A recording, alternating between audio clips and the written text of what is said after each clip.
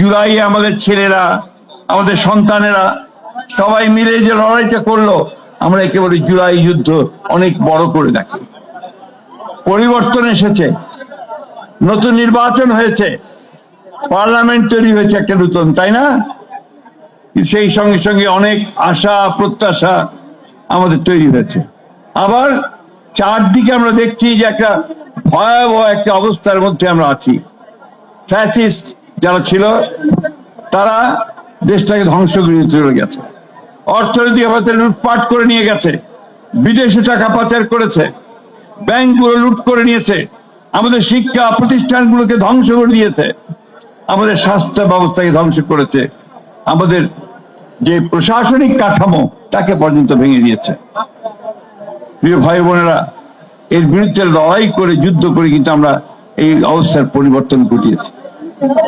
আজকে অনেকে চেষ্টা করছে এই পরিবর্তনটাকে ভিন্ন খাতে প্রবাহিত করতে।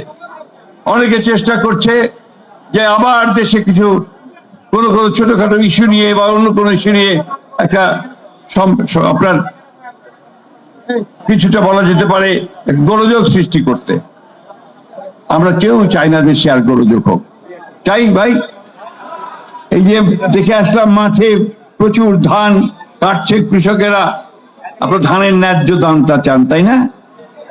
আপনার চান ধান ফলাতে যে সার লাগে, বীজ লাগে, সেটা যেন সঠিকভাবে পান, ন্যায্য মূল্যে পান, তাই না?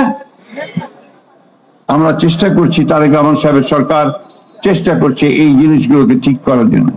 তিনি কৃষক কার্ড করেছেন, শুরু করেছেন, প্রত্যেকটা কৃষককে সেটা দেবেন।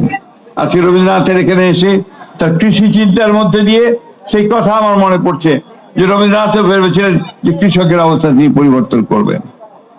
আজকে ফ্যামিলি কার্ড করা হয়েছে মহিলাদের ক্ষমতায়ন করার জন্য।